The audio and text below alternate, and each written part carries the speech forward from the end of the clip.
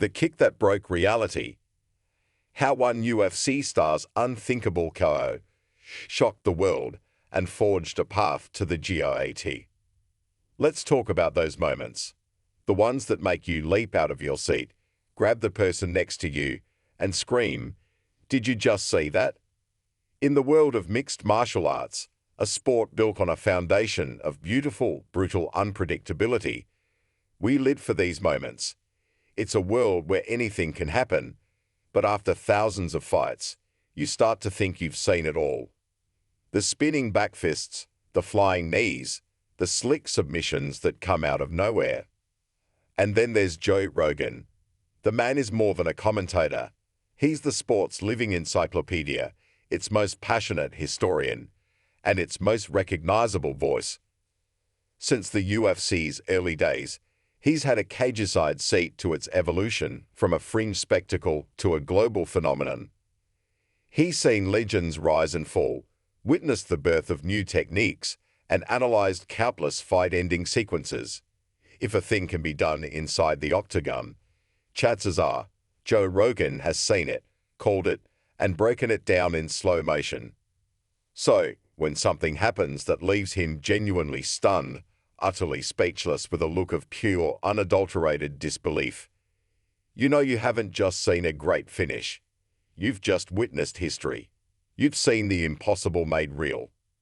This is the story of one of those nights.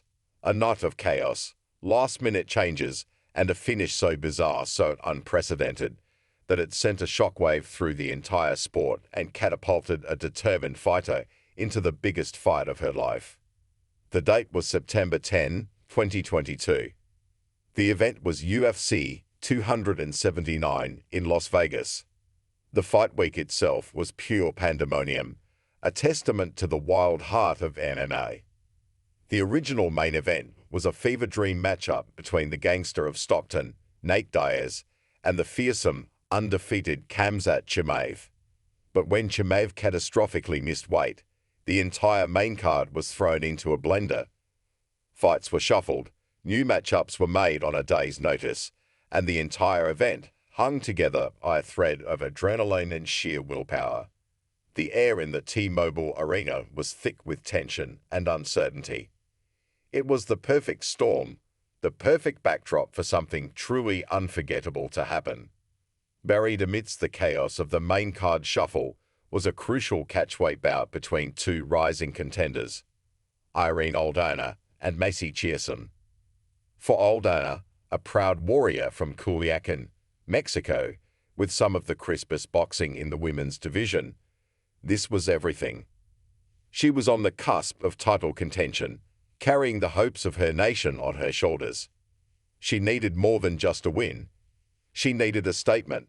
Across the octagon stood Macy Chiasson, a tough, gritty competitor with a significant size and strength advantage, who was determined to derail Aldana's hype train with her relentless grappling. The fight played out like a classic clash of styles, a violent chess match where each move carried immense weight. The first round was Aldana's. Her hands were lightning fast, her combinations snapping Chiasson's head back. She was fluid, confident, and looked every bit the world-class striker she was. The crowd could feel the momentum building behind her. But in MMA, momentum is a fickle friend. In the second round, Chiasson did exactly what she needed to do. She closed the distance, weathered the storm, and dragged the fight into her world, the canvas. She smothered Aldana, controlling her with heavy top pressure and reminding everyone that a beautiful boxer can be neutralized when her back is flat on the mat. The round ended with Chiasson firmly in control, the judges likely scoring it in her favor. The path to victory was now clear for her, and for Aldana, the dream was beginning to feel a little more distant. The third round began, the entire fight hanging in the balance. Once again, Chiasson secured a takedown. Aldana was on her back, in what is often a position of desperation. The clock was ticking away. Chiasson was in a dominant position, looking to rain down strikes or hunt for a submission. From the commentary booth, the narrative was likely forming. Chieson is executing her game plan perfectly. And then it happened. From the bottom, in a defensive position, Aldana did something that defied logic.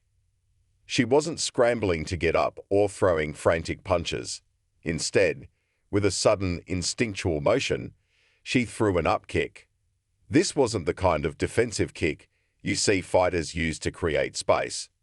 This wasn't aimed at the head, the typical target for such a rare strike. This was different. Her heel, a tiny hard point of impact, drove straight up and into the center of Macy Chiason's torso. For a split second, nothing happened, and then, everything did. Chiason froze. Her body seized up, her face contorted in a silent scream of agony. She collapsed to the canvas, not from a blow to the head that shuts off the lights,